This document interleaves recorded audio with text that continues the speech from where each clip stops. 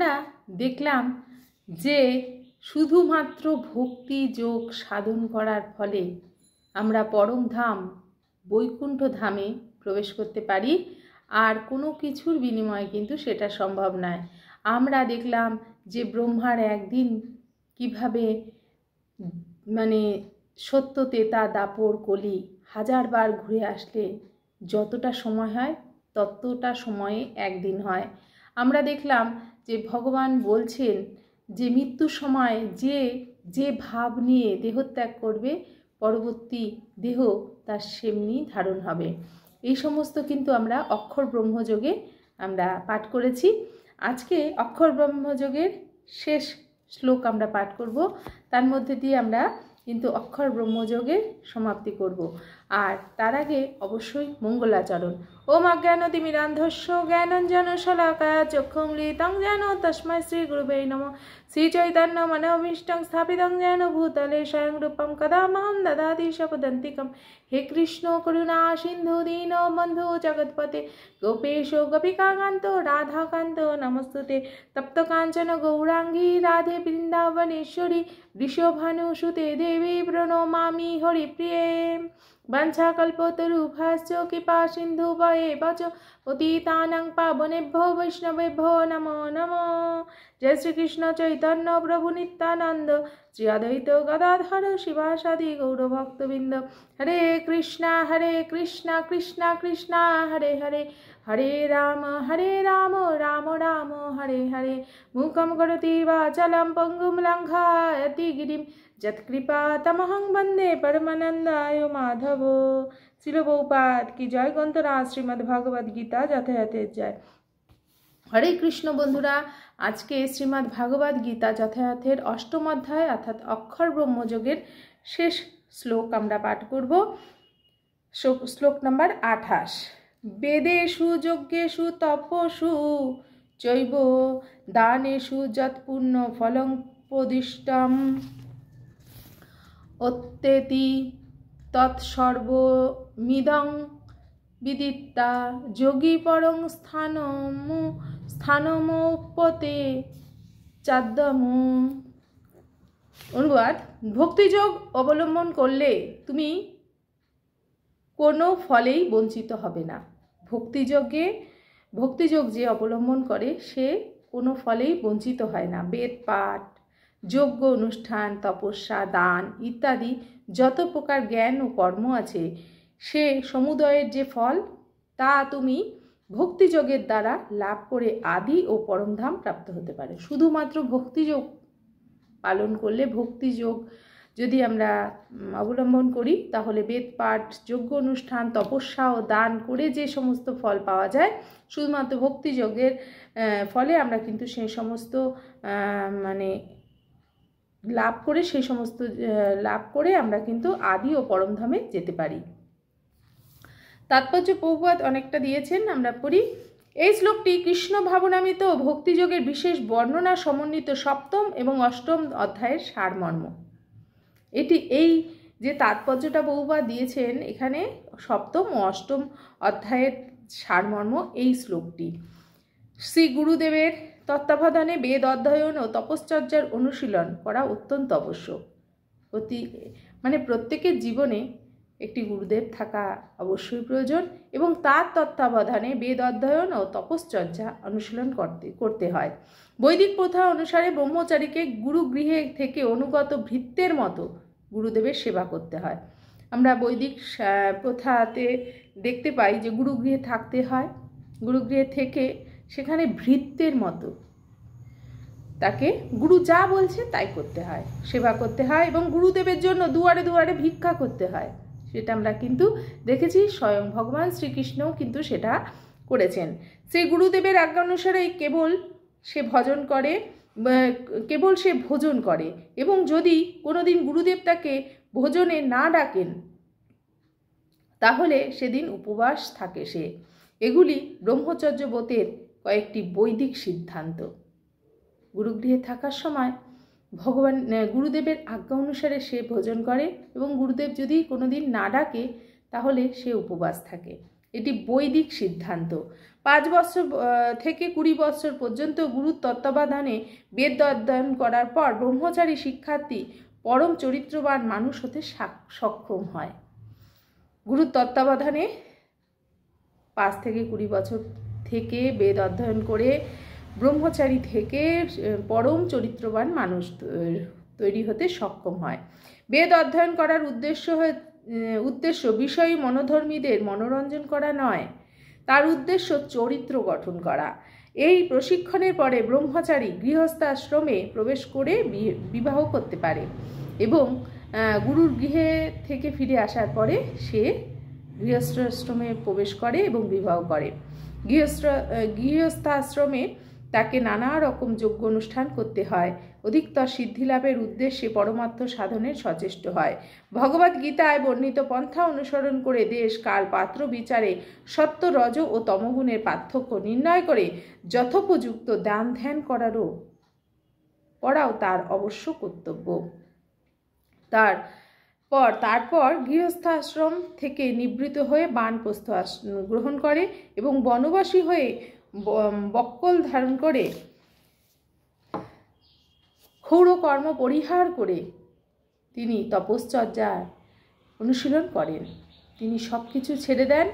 একটা সময় গৃহস্থাশ্রম থেকে বানপ্রস্থে আসেন এবং বনবাসী হন এবং গাছের ঝাল বা এরকম জাতীয় খুব স্বল্প জিনিস পরিধান করেন এবং ক্ষৌরকর্ম মানে চুল এবং দাড়ি বা এরকম নখ এই সমস্ত কিছু মানে কাটা বন্ধ করে দেন, যেটাকে ক্ষৌরকর্ম বলা হয়, এবং ভগবানের তপস্যায় ব্রতী হন। এইভাবে ব্রহ্মচর্য, গৃহস্থ এবং বানপ্রস্থ এবং সবশেষে সন্ন্যাস আশ্রম গ্রহণ করে জীবনের পরম সিদ্ধি লাভ করতে হয়। এইভাবে যারা বৈদিক নির্দেশানুসারে সুনিয়ন্ত্রিত জীবন যাপন করেন তাদের মধ্যে কেউ কেউ স্বর্গলোকে গমন করেন।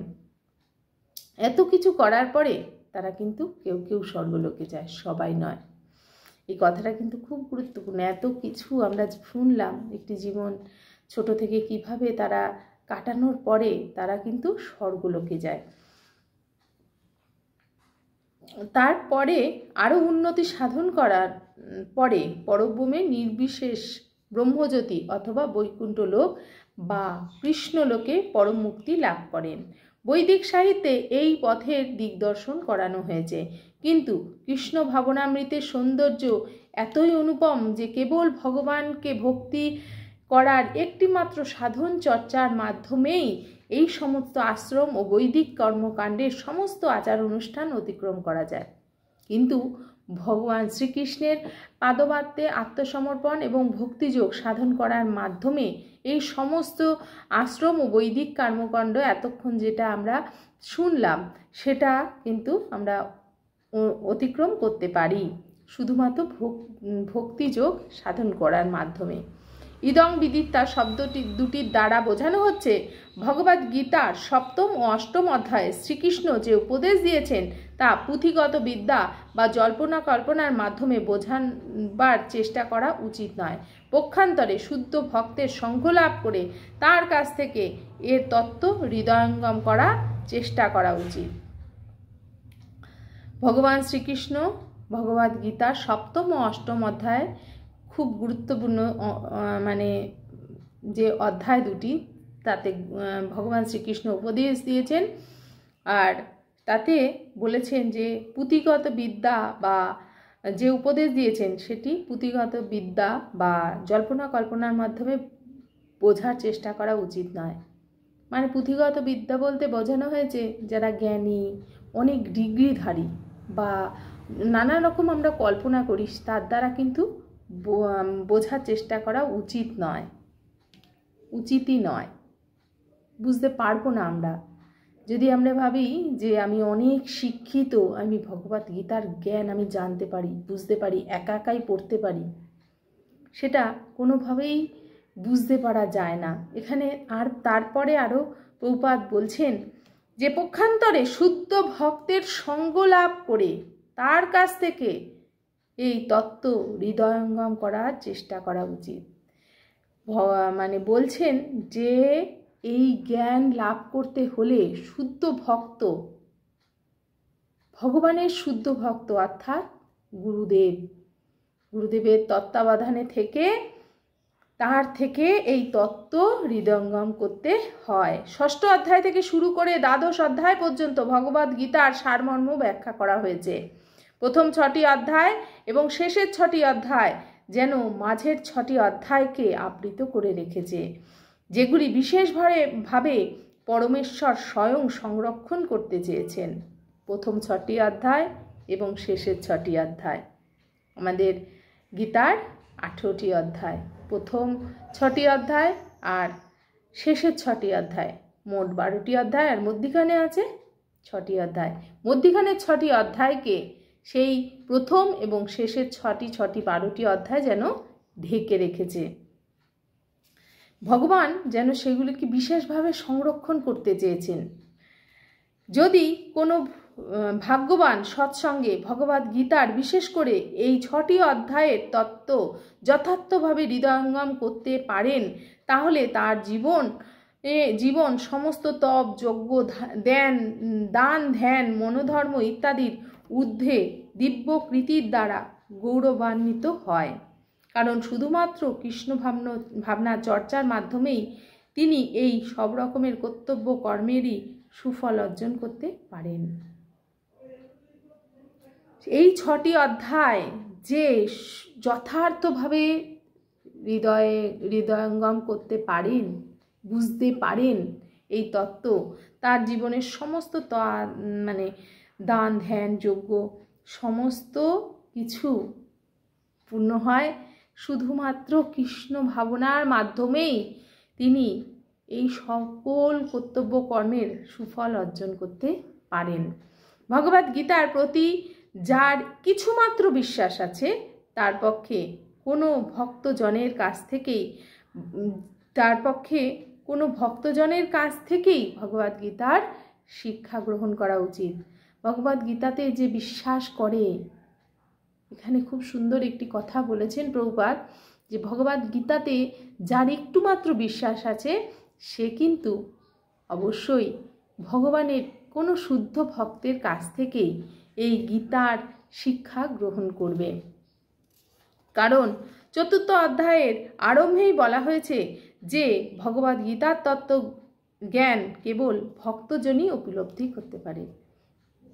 4র্থ অধ্যায়ের শুরুতেই আমরা দেখেছি ভগবান বলছেন যে গীতার জ্ঞান সবাই পারে না, জানতে পারে না, বুঝতে পারে না, যতই জ্ঞানী হোক আর যতই বুদ্ধিমান হোক। সেই জ্ঞান শুধুমাত্র ভক্তজনই উপলব্ধি করতে পারে। অন্য কেউ ভগবদ গীতার উদ্দেশ্য বুঝতে পারে না। ভগবান কেন, কি উদ্দেশ্যে জ্ঞান দিয়েছেন, ভক্তজন ছাড়া কেউ বুঝতে পারে না। তাই এই গীতার জ্ঞান অবশ্যই একজন ভক্তর কাছ থেকেই শুনতে হয়, বুঝতে হয়। তাহলে আমরা যথার্থভাবে এই গীতার জ্ঞানকে হৃদয়ঙ্গম করতে পারব।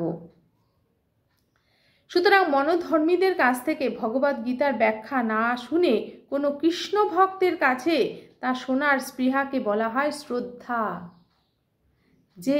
যে কেউ একটি গীতা পড়ছে আর আমি শুনছি, সেটাকে শ্রদ্ধা বলা হয় না। একজন ভক্তের কাছ থেকে, ভক্তের মুখ থেকে এই গীতার জ্ঞান শোনাকে বলা হয় শ্রদ্ধা। যখন কেউ কোনো ভক্তের সন্ধান করতে থাকে, অবশেষে ভক্তের সান্নিধ্য সঙ্গ লাভ করতে সক্ষম হয়, তখনই তার পক্ষে যথাযথভাবে ভগবদ গীতার চর্চা এবং উপলব্ধির সার্থক প্রচেষ্টার সূচনা হয়। যখন কেউ একজন শুদ্ধ ভক্তের সঙ্গ লাভ করবে এবং তার কাছে গিয়ে গীতার জ্ঞান শুনবে, তখন সে এই জ্ঞানের উপলব্ধির সার্থক প্রচেষ্টার তখন থেকে তার ভক্তিযোগের সূচনা হয়। সাধুসঙ্গের প্রভাবেই ভগবত সেবার প্রবৃত্তি জন্মায়। এমনি ভগবানের সেবার প্রতি আমাদের টান হয় না। সাধু সঙ্গ যখন তোমরা কোনো ভক্তের কাছ থেকে ভগবানের কথা শুনবে, ভগবানের শাস্ত্রের, ভগবান যে শাস্ত্র আমাদের দিয়েছেন তার ব্যাখ্যা শুনবে, তখন তোমাদের মনে ভগবানের প্রতি ভক্তির উদয় হবে। নচেত কোনো জ্ঞানী ব্যক্তি, বিশেষ বিশেষ ডিগ্রি ধারণকারী কোনো ব্যক্তির কাছ থেকে তোমরা যদি এই ভগবানের শাস্ত্র অধ্যয়ন শোনো, তাতে তোমাদের ভক্তির উদয় হবে না, কারণ সে জানে না ঠিক তাই ভগবানকে, তাই তোমাদেরকে সঠিক ব্যাখ্যা তিনি দিতে পারবেন না। যে ভগবানকে নিয়ে সব সময় মগ্ন, ভগবানের সেবায় সতত নিরন্তর তার সেবায় রয়েছেন, রত হয়েছেন, তার থেকেই আমরা কিন্তু এই তত্ত্ব, গূঢ় তত্ত্ব, ভগবানের অন্তর্নিহিত খুব গোপনীয় জ্ঞান আমরা জানতে পারি।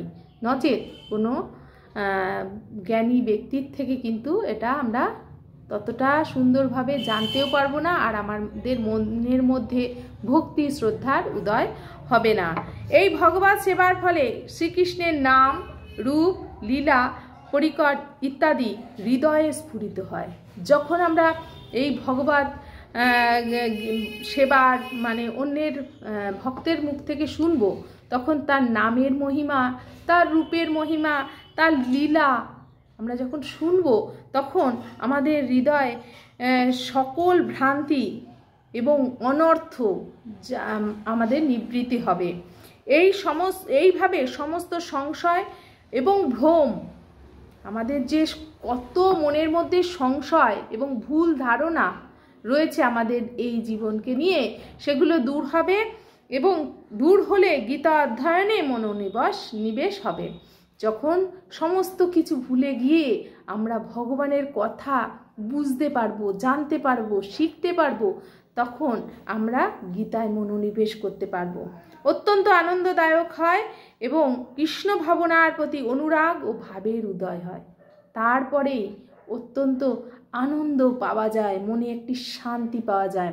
তারপরেই কৃষ্ণের প্রতি অনুরাগ এবং ভাবের উদয় হয়। আরও উন্নত স্তরে শ্রীকৃষ্ণের প্রতি পূর্ণ প্রেমানুরাগের উদয় হয়। তারপরে আস্তে আস্তে আমরা সিঁড়ি বেয়ে আমরা উঠতে থাকবো এবং প্রেমানুরাগের উদয় হবে। এই স্তর থেকেই পরম অবস্থার শুরু হয়, এবং এই স্তর যে আমরা এগিয়ে এগিয়ে যাচ্ছি, সেই স্তর থেকেই পরম অবস্থার শুরু হয়। এই স্তরে ভক্ত পরব্রহ্মে অবস্থিত শ্রীকৃষ্ণের গোলক বৃন্দাবন ধামে প্রবিষ্ট হয়ে চিন্ময় নিত্য শাশ্বত আনন্দ লাভ করে। সে যেখানেই থাক না কেন, তখন সে মনে করবে আমি ভগবানের সাথে গোলক বৃন্দাবনে সব সময় কাটাচ্ছি। এতটা আনন্দ, এতটা শান্তি সে পাবে। এই জগৎ সংসারে কি হচ্ছে না হচ্ছে তার কোনো যাবেই আসবে না, কারণ সে ভগবানকে নিয়ে ব্যস্ত হয়ে যাবে। সে জানতে পারবে তার জীবনের মূল উদ্দেশ্য, কারণ শুদ্ধ ভক্ত তাকে সেটা জানিয়েছে, সেটা শিখিয়েছে, সেটা চিনিয়েছে, সেই জ্ঞান তাকে প্রদান করেছে। তারপরে তার মনে ভাবের উদয় হবে, ভক্তির উদয় হবে, শ্রদ্ধার উদয় হবে, এবং সে তখন সব সময় ভাববে যে ভগবানের সাথেই সে ভালো থাকে, আনন্দে থাকে। এই জড়জগৎ তখন তার কাছে তুচ্ছ হয়ে যাবে। তাই তোমরা যারা এখনও সুন্দরভাবে ভাবছো যে কোথায় গীতা শুনবো বা একা একা গীতা পড়ার চেষ্টা করছো, একা একা সবাই পড়তে পারে, অধিকাংশ মানুষই পড়তে পারবে গীতা, কিন্তু গীতার যে ভাবার্থ, যে গীতার যে ব্যাখ্যা সবাই কিন্তু করতে পারে না। সেটা ভগবান বলছেন ভক্তের কাছ থেকেই সেটা হৃদয়ঙ্গম করতে হয়। তাই এমন মানুষের কাছ থেকে বা এমন কোনো ভক্তের কাছ থেকে শোনো যে কিনা তোমাদের গীতার সঠিক ব্যাখ্যা করে বোঝাতে পারে। আজকে আমরা এই শ্লোকের মাধ্যমে আমরা অক্ষর ব্রহ্মযোগ সমাপ্ত করলাম। এর পরের দিন থেকে শুরু হবে নবম অধ্যায় রাজগৃহ যোগ।